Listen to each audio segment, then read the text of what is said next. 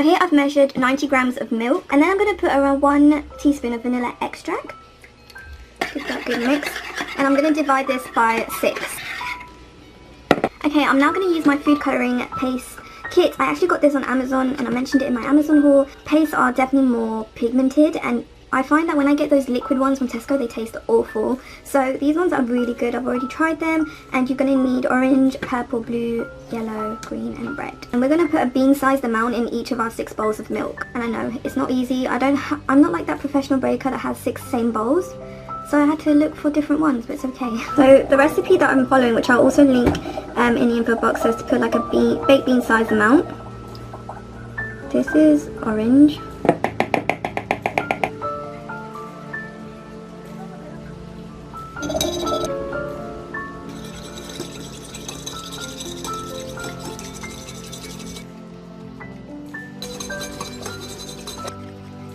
Now you're going to want 750 grams of room temperature unsalted butter. I had to put it a bit in the microwave so it could like melt a little bit.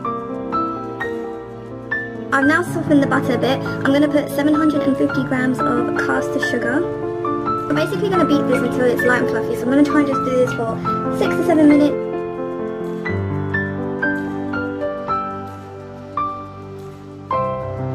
Okay, so once you have this kind of fluffy consistency, I'm quite happy with that. Can't feel my arms, but it's okay. It's actually quite a big batter, I didn't realise. I'm now going to slowly put in 9 large eggs. I'll start off with a little bit.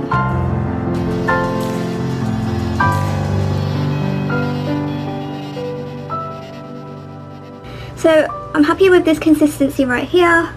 Just hope it goes well. Now we got to put the flour in. And this is 750 grams of self-raising flour right here.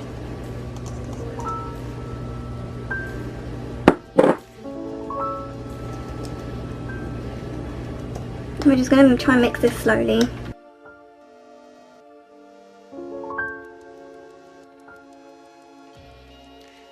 One thing that I really would like to know is that you do need a big bowl, and I thought I had a big bowl.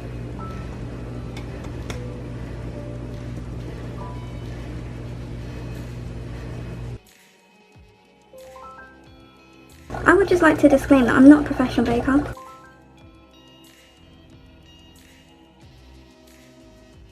Okay, this is our final batter, and I'm just going to give it a final mix just to make sure it's all nicely incorporated, especially at the bottom. Oh, looks good, you know. And we now need to measure this whole bowl.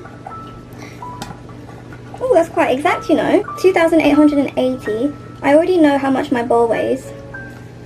315, 2,565, then divide that by 6, so that's going to be around 428 grams roughly per food colouring bowl.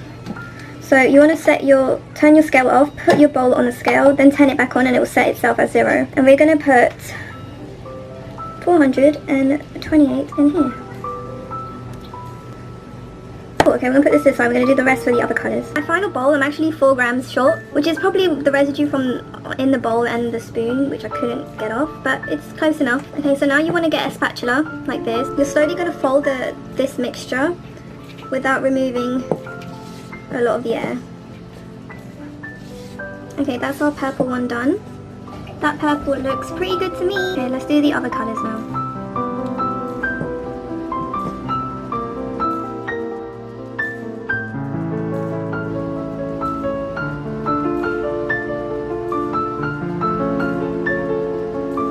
Okay, so now I've buttered 6 8-inch sandwich pans. I've buttered and floured them. Needs patience, but it needs to be done because you don't want your cake to stick now, do we? Just going to slowly fill these pans in and level them up as well with a spatula.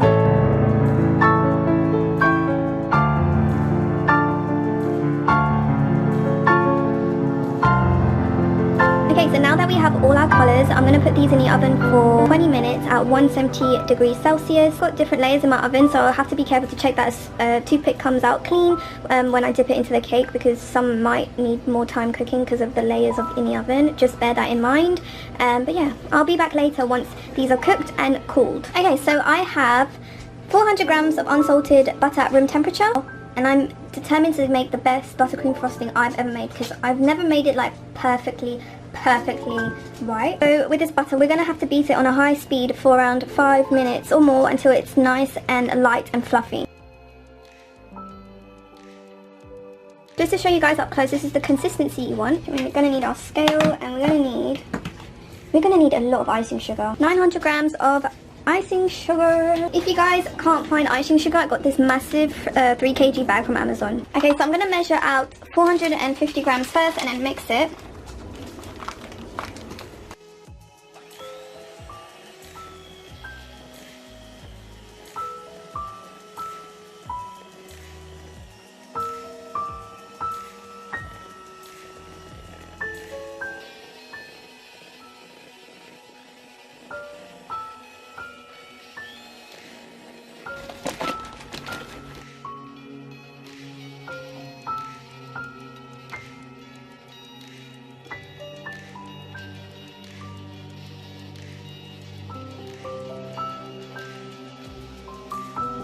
My cakes have cooled down and they came out really well. We now want to go from this, straight from the cake tin to this.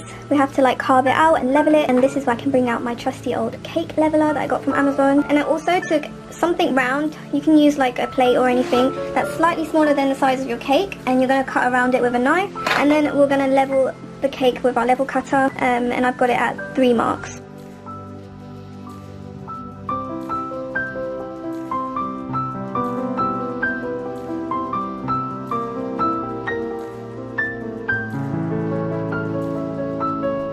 So I'm just going to do a voiceover over this bit, but after I finished leveling my cake, I got this base that you can get on Amazon to place the cake on top of, and then I'm using some of my buttercream and applying that on the centre of that base, and we're going to start off with our first layer, and you just want to press that down slightly, and what we're going to do here is apply a really thin layer of the buttercream frosting.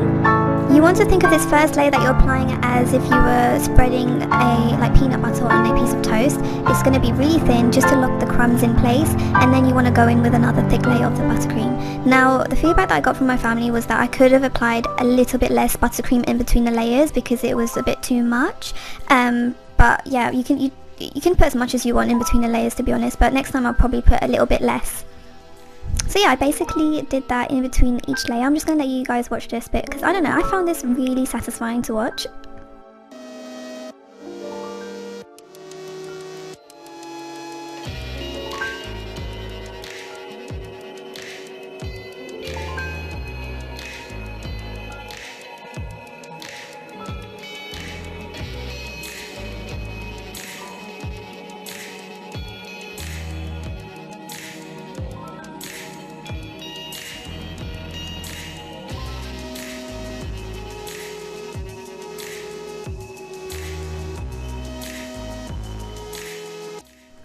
Now once you get to your last layer, you just want to do that really thin coat on top because we'll do another thick layer at the end. So just do a really thin one to cover it up. Now we're going to do a crumb coat. Now a crumb coat is basically a thin layer around your cake, which is going to lock in all the crumbs, because if you went in with your thick layer of buttercream, you'll just find a lot of crumbs in it and it won't be as neat. So this is just to lock everything in place. You want to use backward and forward motions with your spatula. I use an offset spatula, which is really helpful. Now try to link everything in the info box. So as you can see, I'm really pushing the buttercream into the cake as if I was spreading peanut butter on a toast or something like that. So you just want to cover it all up like so. I'm going to put this in the fridge for 30 minutes to an hour so that it can completely cool and harden, so that when we put the second layer, the crumbs don't mix in with the top coat. So my cake has been in the fridge for an hour or so, and it is nice and solid so the crumbs won't mix with our last layer of buttercream. So I'm going to take the rest of my buttercream. I did have to make a little bit more because I think I put too much in between the layers. You can make however much you would like to, but I'm really happy with the colour of it. It's a nice white shade. And we're just going to start applying this on the sides. I'm going to put a nice thick layer. I definitely recommend getting these turntables because they're really handy when it comes to applying your icing. I know this one was from Amazon. I'll try and find it if I can. Put some on the top.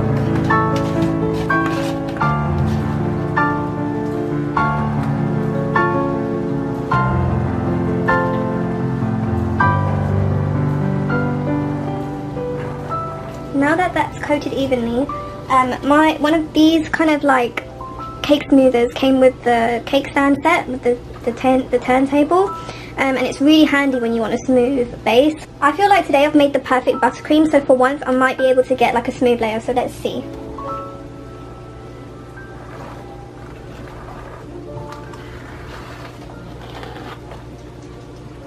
So once it's starting to get smoother, I'm just wiping off the excess of my cake smoother so that we can get the smoothest finish ever.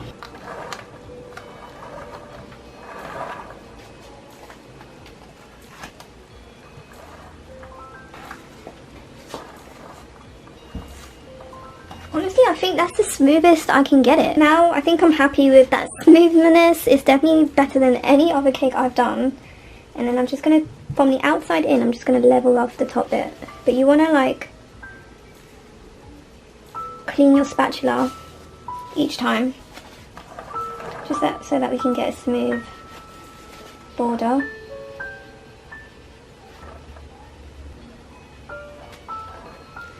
I'm just going to smooth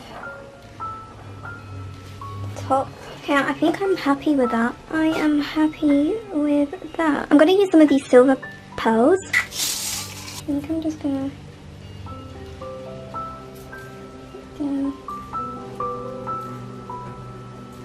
You can crush up some of the remaining of the cake and crumble it on the sides, but I just found these little powdery things quite cute. This is the most decent cake I've made aesthetically. So we're going to cut this up. This is what the cake looks like. I'm pretty happy with my smoothing skills. Okay, now for the moment of truth. I didn't even cut a straight line. What is that line? It's not even straight.